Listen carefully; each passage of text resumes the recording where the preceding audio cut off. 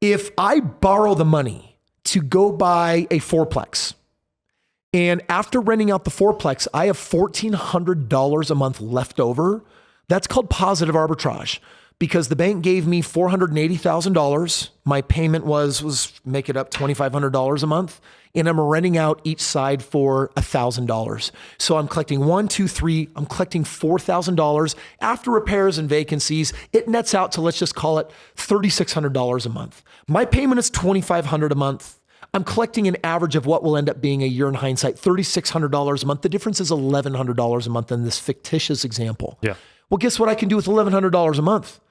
I can go and buy a boat. I can have my real estate make my $800 a month payment. And now every day that I've got my butt on that boat enjoying the water, I can say this, oh yeah. All right, Kris, I want to talk to you about something today. What? I want to talk to you about borrowing money. My favorite thing to do. I want to approach this from a couple angles. How often do people ask to borrow money from you?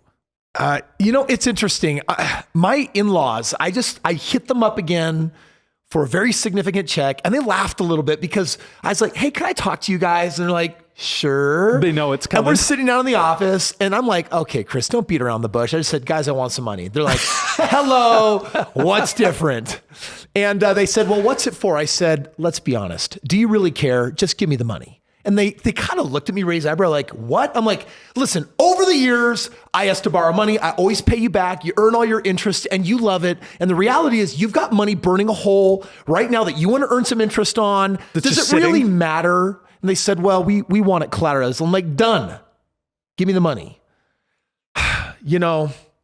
This whole, at some point they're like, why don't you use your own money? Kris, we've noticed because listen, they're kind of private people, right? Yeah. So talking about money and how much you have and that is that is not in their culture. Ooh, a quote from Dave Ramsey that I love. He's like, what did your parents not talk about? They didn't talk about sex and they didn't talk about money. Turns out they had both. Yes. Well, it turns out that my in-laws, I mean, he's a business owner. They get these, they get good distributions every year. It just kind of piles up in the bank. And, you never talk about how much or whatever, but I remember them like, oh, we seen what's happened to your spending, Mr. Krohn. We saw that car thingy that you're buying, and you just bought that $20,000 Geo table thingy, and we've noticed. And I'm like, okay, so like, why don't you just come up with the money? And I didn't know what to say in that moment. For just a second, I was a little bit dumbfounded.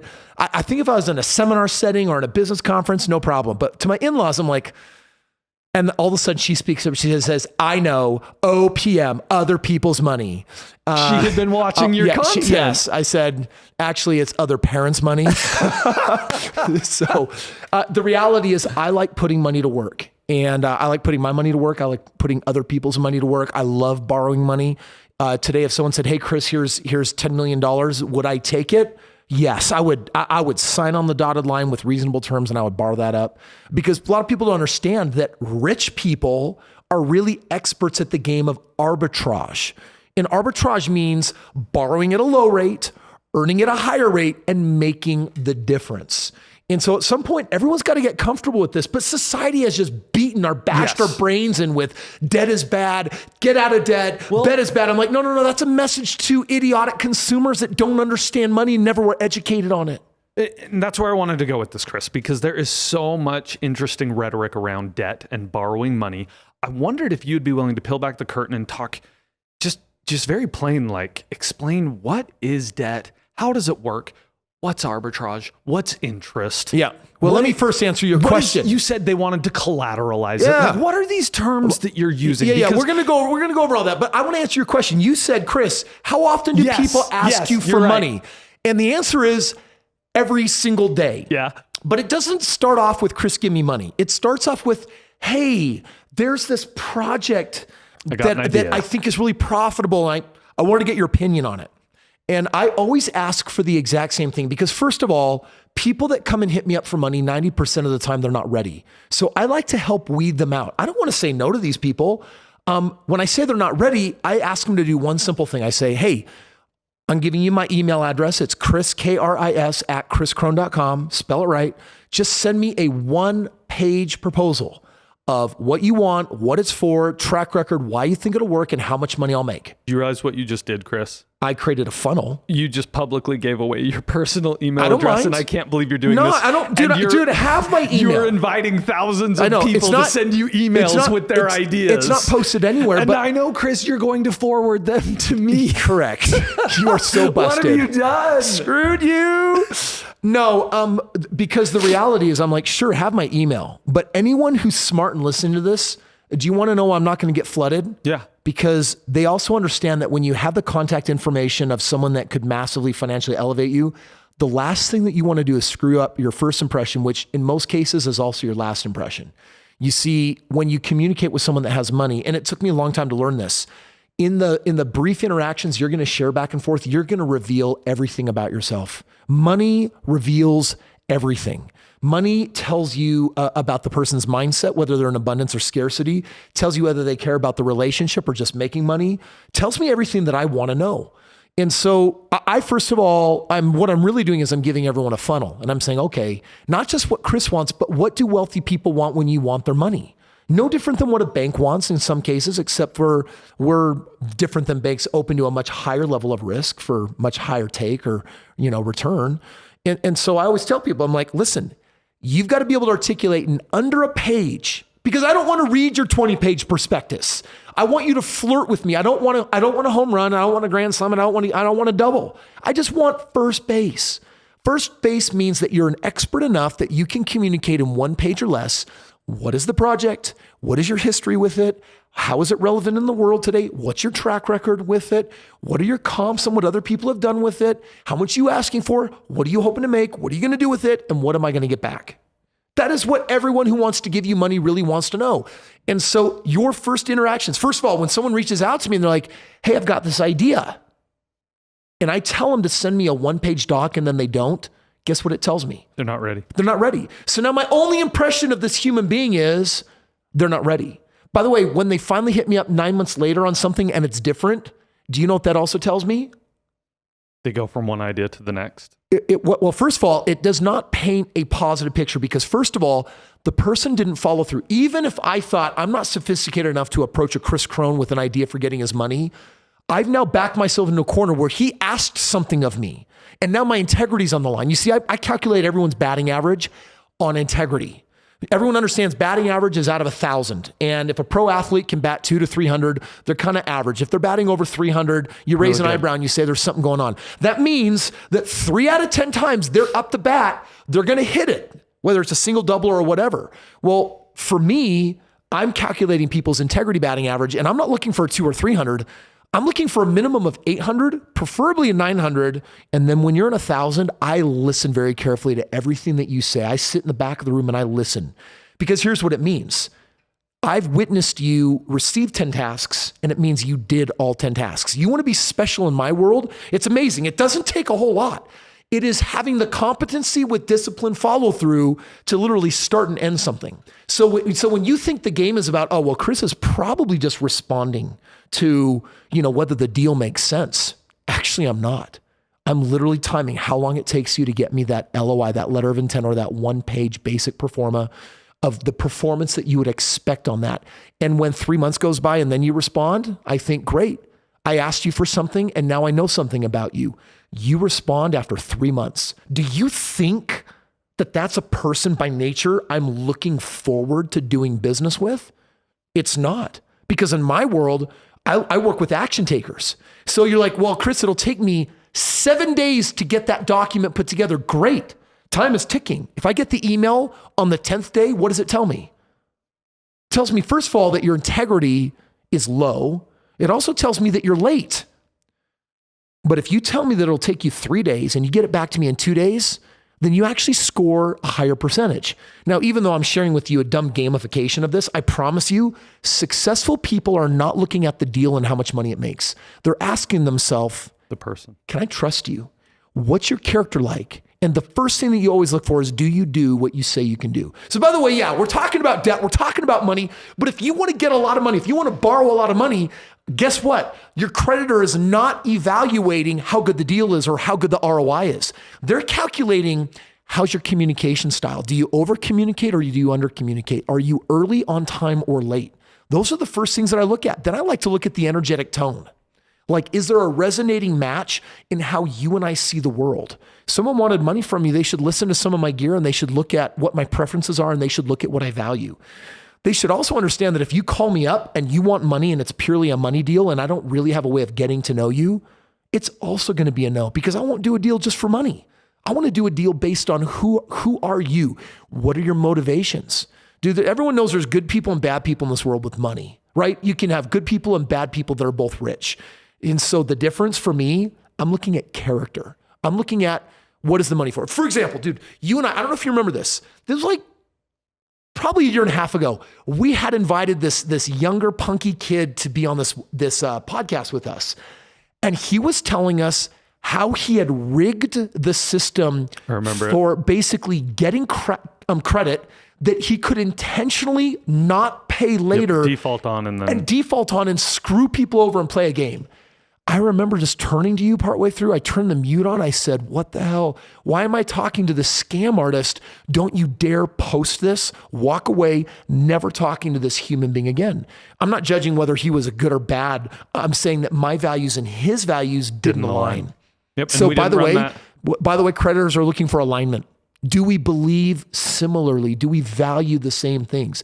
Yeah, the deal's got to be good. But how's your integrity? Do you do what you say you're going to do? How's your communication style? Are you proactive? Are you reactive? Do you only talk when you're asked? Are you the person that's going out of your way to communicate that things are happening along the way? Those are things I value. The funny thing is someone might look at this, Kris, and say, well, that's how Kris looks at someone to give them money, but not everybody. Dude, banks have an entire system where first of all, leave banks out of it. I'm talking about rich people with money that have to invest. I'm going to tell you, if you're experienced, we kind of belong to a club. And what I mean by that is we share very similar views in the world. I was recently hit up for some money on a project that I was very interested in. And I had two options for how I invested in this project. And there was technically only one way presented. But the group that I was communicating with regarding the investment, they were communicating slower. Every time when they said they'd communicate, it took them longer. Every time we did reconnect, they didn't have the things that they said they were going to have. And number three, they leveraged, worst of all, excuses. Instead of owning, I'm late because of this, it was, well, it wasn't my fault. It was these things outside of my control. I'm like, dude, I'm financially not playing with. Because if you can point your finger at someone else or a situation, circumstance, and say, well, that thing got in my way, definitely not lending money to you. I want to lend money to someone that says, no matter what, I'm the owner. I'm ultimately responsible. I am the last buck. And I'm ultimately the final decision maker, and I get to eat whatever the results are. Things in my control and things outside of my control. But honestly, Kris, like, I love that you're talking about this club that is rich people and what they do with their money. But a bank is just like another rich person. Like, no, your credit score. Not at all. No. Your credit score is just a systematized way to determine whether or not someone pays their bills. Yeah, that may be true. So you've got conventional money. And then you've got... And I totally get that there are some nuances and differences, but at the end of the day, if someone's loaning you money, they want to know, who am I loaning it to? Yeah. Two major types of loans out there. You've got real estate-based loans. Banks love to lend on real estate. They're not in the real estate game. They just love the collateralization of real estate. How come? Why is that? Think about it this way. What is a bank? You bank at, where do you bank at? Wells Fargo. You go to Wells Fargo and you say, I'm going to deposit $10,000 in my sleep well at night savings account. Wells Fargo, what do they give you? Nothing. They give you 0.0 nothing %. Write that down. I mean, security that my money's saved. Yeah, sure. FDIC insured or whatever. Yeah. But bottom line is they're giving you very, very little in turn. What they're doing is they're not letting it sit in the bank account. Have you ever tried to go to Wells Fargo the very next day and say, I want my 10 grand back in cash? You know what they're going to do? They're going to get wild-eyed and they're going to panic. They're going to say, I got to go talk to my bank manager. And the bank manager is going to come over and say, geez, $10,000 all in one withdrawal? That's a lot. And you're thinking, No, I want my money back. Banks got freaking millions of dollars. What do you mean you're like choking on just a freaking $10,000? And you're going to realize that in banks' money, it's all ones and zeros. That money is gone, and they are not in the business of liquidating it. They have a vault to trick you into thinking that there's all this cash in there, and but it's not. make no mistake, their now, money is invested. By the way, your $10,000 is now being lent out, for example, on that real estate deal at 3%. Maybe it's that commercial deal at 4.5%. It could be that car loan. Arbitrage. Yeah, and they're arbitraging. Now, by the way, when they literally give you 0.1% and then they lend it out at 5%, that is 50 times more money. It's not a bad business. Now, banks also get to do fractional lending. Banks actually get to literally invent money. They get to literally lend like 10 times on every dollar they receive, and in some lending circumstances, 100 times. So banking is not a bad business, but you have to understand that their whole business model is based on borrowing money basically for free and then lending it out for 4, 5, and 6%. And because they get to lend 10 to 1 or 100 to 1 with the fractional system, well, all of a sudden that 5% can turn into 50% or 500%. And that's why, I mean, think about it. When was the last time you walked into a bank, the front lobby, and like the carpet was like all like scuffed up and hadn't been cleaned in forever, and the wallpaper was peeling off the walls, and you roll up to the counter and like, the woman in her Marge voice from Simpsons takes a big puff out of her stogie. How can I help you today? No, it's like freaking nice. It's clean cut. A lot of those banks are freaking just made out of marble, Venetian marble. They are not hurting for money, but their whole system is just based off of like really simple, boring stuff. So they got all these rules that they live by. Rich people live by a very different set of rules. Yeah. But I think this conversation is super important. I want to hear about the rich person club, but I think the average person will engage with debt from a bank way more often than they will from a rich person. So first of all, debt from a bank. Banks really are lending. They could lend on cars, but for the most part, it's real estate. They love collateralized real estate. That they have these rules like, hey, your house is worth $300,000. We'll lend you up to, $240,000. That's 80% LTV, loan to value. In other words, let's take 20% of the equity, and we don't want that touched. Because if you go into default and you got to sell your property, then we feel good enough knowing that last 20% is going to not hurt us. The other thing banks will do, government-backed Sba loans, those are in some ways a lot riskier. They're a lot bigger dollar amounts, and they're to SBA loan. What's an SBA loan? Yeah, that's a government-backed loan that is designed to give money to business owners for businesses. Businesses are a lot more challenging to underwrite. But if you have a business and on your profit and loss statement, your P&Ls, your financials, if you're showing 1 or 2 years of like positive cash flow of profits, there's a really good chance with good credit that you're going to be able to qualify. You're going to be able to get that government-backed loan. And those are the two main things. But the government gets involved there because normal banks would actually view that, I think, as fairly risky. They don't want to put all their capital towards businesses because, how many businesses survive the 10-year mark? Less than 10%, right? My business, I remember when we passed the 8-figure in revenues on really high profit margins, I found out that only 1 in 16,000 businesses gets to that level of profitability. You want to get to, 9 figures and it's like it's like winning the lotto in some cases, right? Banks understand this. They're making decisions based on actuaries. That means we got all this data, and based on the data we'll take the average credit score and we'll take the average kind of job, and we're going to take the income, and we're going to take your other financial debts into account that are reported on your credit. And from all of that, we're going to have the system calculate based on our risk tolerance what we feel comfortable doing. So banks are super limited in what they're willing to do. Dude, I'm big in the game of real estate, and banks will mostly say, dude, if you got 10 properties, even if you're killing it financially and you're better off with 10 than you were with 5 or none, we're still going to stop and we're not going to give you more. So banks are doing a lot to limit their risk. And so fundraising and getting debt more resourcefully, more creatively is the whole reason why I get people hitting me up every day. And my response is a copy and paste. Sweet, thank you for thinking of me. I really appreciate you reaching out to me. Bottom line is, can you communicate in 1 page or less everything that I would want to know about this investment? And if you can't do that, you're just not ready. I'm loving where this is going, Kris, and we're going to keep diving deep on this, but I want to take a step back and just say, what is debt? Okay. So let's get the terms out of the way, right? Yeah. If you think you know this stuff, put on your brand new student learning ears for the beginner. And debt basically means you're going to borrow money so that you can buy something. And there's 2 types of debt. There's a good debt and a bad debt. We would call it a consumer debt or a business debt. Consumer debts are bad debts because you borrow the money and it costs you money to pay it back. Classic example, a boat. I'm gonna get my Mastercraft boat. My payment is $800 a month. I'm really excited about taking my boats out 3 times a week. I'm gonna hit the lake. I'm gonna party it up. And then I just have to work extra hard at my job to make sure that there's an extra $800 a month that I can put towards my boat payment for the next 5 years. And the reason you'd finance it is because you can't. You don't got the money. You don't got the money it's up like, front. like I could buy a pontoon for hunting. And the bank looks at you and says, but we know over the course of the next 10 years, you're going to work really, really hard. And but the bank also looks at, they also look at your debt to income ratio. Yep. They basically say this borrower has the high likelihood of never defaulting on us. So we're going to trust them with this loan, $800 a month for 3, 4, 5 years, whatever the terms are. And now all of a sudden you're advanced something that you could not have afforded that costs you money. Now, what makes this consumer debt a bad debt? It costs you money. It doesn't make you money. Anytime you go into debt for something that costs you money that doesn't make you money, it's always going to be a bad debt. So would it be a fair definition to say that debt is money that costs you money to get access to? No, because good debt also meets that same definition. You see, a good debt is money that you borrow to make money. Someone is still expecting to make money on the money they gave you. We'll talk about the source in just a minute. Okay. Understand this first basic principle. Okay.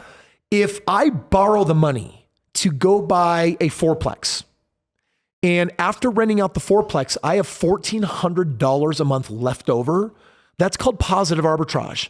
Because the bank gave me $480,000, my payment was make it up $2,500 a month, and I'm renting out each side for $1,000. So I'm collecting I'm collecting $4,000 after repairs and vacancies. It nets out to, let's just call it $3,600 a month. My payment is $2,500 a month. I'm collecting an average of what will end up being a year in hindsight, $3,600 a month. The difference is $1,100 a month in this fictitious example. Yeah. Well, guess what I can do with $1,100 a month? I can go and buy a boat. I can have my real estate make my $800 a month payment. And now every day that I've got my butt on that boat enjoying the water, I can say this. Oh yeah, my business is paying for this. My good debts are canceling out. In fact, they're exceeding my bad debts. And my real estate is buying my toys. It's buying my lifestyle. It's paying for everything. Everyone's first goal, for example, in the game of real estate, my first goal was to figure out how to get to $10,000 a month. $10,000 a month. My expenses at the time were less than $3,000 a month. I was living, I think they were literally $2,600 a month. My wife and I were such penny pinchers. We got up to 10 grand a month. We were pocketing like $7,400 a month, and it was all residual. All of that real estate, those 25 homes, that money came in whether I worked or not. And so the day came when I quit my job. It was hard walking away from what had been a crappy job, become a really good paying job, 135 grand a year. But when I walked away, I got a better asset. I unmortgaged my 40 hours of work time. So I allowed my passive real estate of 10 grand a month to cover my $2,600 a month, get me out of my JOB so that I had a net $7,000 increase every month without working. I had all my time back, and I learned this pattern in life. Your time is used to build wealth. Your time is used to build assets. They better be residualized. They better be making you money. And if you're following that pattern, you should always be able to make a play that re-unmortgages your life, get your time back. And that's when I fell in love with delegation. Now, I know it looks like we're making a leap here. Debt to delegation. Please understand this. Here's the model. I go into debt. I borrow money super cheap. I put it in assets that make me a ton of money. I make the difference. The difference is used to pay for my lifestyle, just my monthly expenses. When I can do that, I can quit my job. I can get my 40-hour work week back. What can I do with that? I can go start a business. I can go buy more real estate. I can do things that actually up the ante and make me more money. Started a business. I'm at it 50 hours a week, loving what I'm doing, but 2 years has gone by. And guess what? My residual is not $10,000 a month. It's now $48,000 a month. What should I do? If I hire that CEO, that's going to cost me $10,000 a month, and it is going to take my passive income down 10 grand, but guess what I'm going to get back? 50 working hours a week. I got all this time back. I wonder what I should do. Now you're ready for your next venture, except you're going to play it smarter. You're going to play it better. And so debt is a tool to accelerate. Everyone that walks around with the stupid notion of I do everything cash, I do everything paid off. I'm like, yeah, you're just someone who doesn't value your own time. You are so risk averse that you're flushing decades of your life away. And by the way, if you're bad with money, if you can't manage money, if you haven't taken upon yourself to become a master of the game of money, then you better be an all cash person, because you should not trust yourself to go into debt and do so unwisely. I will take on when I said $10 million a debt, because I know exactly, dude, I'm going to go find a property right there that's going to make me so much money. It's going to be a really smart decision. And by the way, the person giving me $10 million, I'm not going to take it today. I'm going to say, I need 90 days. Well, Kris, I want to place the money today. Well, can you give me 80 days? Yeah, I can give you 80 days. Guess what I'm doing with the 80 days of time? TIME, guess what I'm doing? I'm lining up the investment so that the day I borrow the money, the investment is already in action making me money. Why? It's called efficiency. Why would I want to lose money? Kris, I want another definition that I think is going to lead us into the final conversation. That is, what good debt? Like, what do you do with it? You've used this term collateralize several times, and I think I know what it means, but I think there's a significant number of people that might hear that and say, I don't know what that means. What do you mean when you say I need collateral? You come to me and you say, Kris, I need $1.2 million for this real estate project. I get hit up with those emails all the time. Yeah. First of all, I'm always a little bit surprised, like, A, I don't know you. And if I don't know you, I don't trust you. And if I don't trust you, why would I give you my money? So first of all, you got to back up and take a smarter approach. But let's just say that you said, hey, Kris, I'm an avid fan. I've watched your stuff. Listen, I've done these 12 projects. I've got one coming up. It looks like it's going to be profitable enough that I thought that you might be interested in it. And by the way, I only think that because I read your book and I know that you're interested in A, B, and C. And actually it meets all three of those. Curious? Well, your call to action might be, hey, can we jam on the phone and get to know each other a little bit? Because I want to know you, then I want to like you, and then I want to learn if I can trust you. And it is amazing how rapidly, I got to pause on this. It's so amazing how rapidly you can build trust if you bat 1,000 on your integrity. You can build trust so rapidly when people do what they say they're going to do. Every time you don't, you're giving the other person pause to say, let's slow down a little bit. Have you ever been negotiating a deal and it seems like the other person's going a little slow? You should ask yourself, what am I giving off that makes this person not trust me? Our ego mind wants to say, oh, they've been burned before. I'm like, shut up. They're slow playing you. Why? You should understand if people aren't going as fast as you want, then you got to self-introspect and figure out why that is. Now, tangent. To answer your question, collateral. How I'm getting to this idea of collateral is I get this person saying, Kris, I need $1.2 million. I know, like, and trust you. You know, like, and trust me. We've been getting to know each other. I shared all the details. I sent the one pager. Everything looked good. We started going down the road hand in hand. And as a creditor, guess what I'm thinking? I'm evaluating this 4-letter word, risk. Trust me, I like risk, but I want to mitigate it. I like it because if there's no risk, there's no big reward. High risk, high reward. But at the same time, I need to mitigate it. As in, okay, person that wants my money, how much do you believe in your deal? What are you going to do to create safety for me? And the person says, well, Kris, you can take a look at these other 2 projects. They're 50% paid off. They each have about $2 million worth of equity in them. I'm willing to collateralize both of them. That person just said that they will take $4 million spread over 2 properties based on appraisals XYZ on an asset that they own 100% themselves. And they said, I'm so confident in the 1.2 I want from you that if I default in any way on my terms, my 2 properties, the first $4 million of profits come to make you whole. Now, by the way, only at 1.2 million plus maybe I could even be nasty and throw in a little bit of interest over a period of time. So maybe it turns into 1.5 million over 2 years. 2 years from now, the thing defaults and I say, all right, that first property worth 2 million, go liquidate that, get me 1.5. Well, I don't want it. You don't have a choice. It's collateral. It's collateral. So collateral means, first of all, if you want my money, you better have some kind of track record. You better not say, hey, Kris, this is my first investment. I'm just saying that if you want your highest likelihood of us doing something together, then you have track record or you have to be partnered with someone that has track record. If you have track record, then that means you have success, not experience. And if you have success, you should have assets. And if you have assets, I want to know that you will collateralize that and back my money's investment with, if things go south, we will use these assets of mine to make you whole. Which is why banks like real estate. Banks love real estate because they never lend 100% of the value of the real estate. They go up to a certain percentage. And if someone defaults on their loan, what does the bank do? They take the property back. They have it liquidated and they make their money back. They're okay.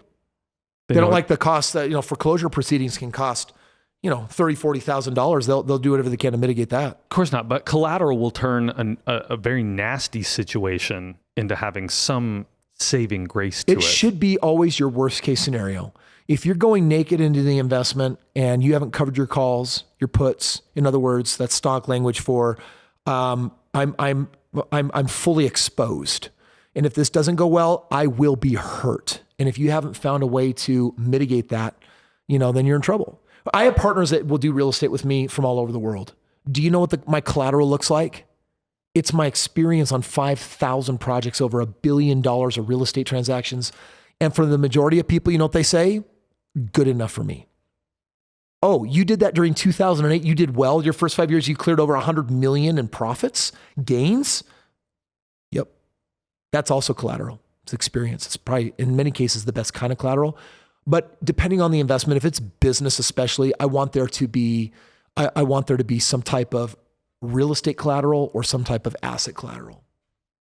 2 questions for you to wrap this conversation up on debt and collateral and getting someone to give you money. Debt's amazing. Sorry. Love it. That's my takeaway. Debt's but amazing. 2 questions for you. Number 1, did your father-in-law give you the money? Yeah? Are you excited about that? I mean, listen, anytime I fund one of my investments where I've done all my research and I know that it pencils out and then it's going to work out really well, I always get excited for me, but I also get excited for the person that's putting up money. Mm-hmm. And don't forget, I put up money on a lot of my stuff too. Yep. I live and breathe this. So yeah, I'm excited. Second question, you serious about people emailing you? If someone is willing to, if you think you can bat 1,000 with me, and communicate in integrity and take some of the information, that I've shared here, dude, why not? I would love to get to know you, find a way for us to connect and get to know each other and find a way to do that efficiently. Well, I think that's really awesome that you're willing to put that out there. KRIS at Kris Krohn, KROHN.com. That's real. Is the man's email, but trust me, he scrutinizes a lot on people doing what they say they're going to do. I'm going to drop one last tip. Yes, please do. This will be our lead out. Give us one last tip to wrap this up. You should never ask for money from a person that doesn't already have experience doing what you're asking money for. For example, my experiences in single family homes, my experiences in commercial, and my experiences in certain verticals of business. If you want me to do something outside of those 3 vectors, automatically when I get your email, you're like, I'm already formatting the response that says, hey, thanks so much for thinking of me. This isn't my expertise this isn't my area. So I can't say yes to this because, by the way, when I say yes to someone's project, I don't want to just put money in. I want to add value. And a smart investor always says, can I add value? And they only add value if they've had experience in that space. So if you're going to ask for money on a type of project I've never done before, I'm just preconditioned to say no, because it's unintelligent for me to start establishing a new track record in some area where I have no expertise, unless you've really got the collateral dialed in, and unless I see a future in it that's a lot bigger than just the promised ROI. Well, and I think this has all been a really, really good conversation, Kris, because I think if you are going to be, our listeners are intending to be investors. Yep. Learning the game of debt, whether it's from a bank or from an individual or from a seed capital, like finding money for your project is part of the game. Listen, man, banks all over the world in just about every sovereign country has money that it wants to lend you. And if you are not actively asking, how can I maximize that advantage? How can I get as much money as possible, starting small, building a track record, and then going bigger, then you're not really aspiring to master the money game. And honestly, I just think that life is too short for everyone not to attempt to master that particular game, because a lot of us are swimming down streams and rivers that were never. I was just on the phone this morning with the dude who's like, he was going down this niche, and I said, why are you in that niche?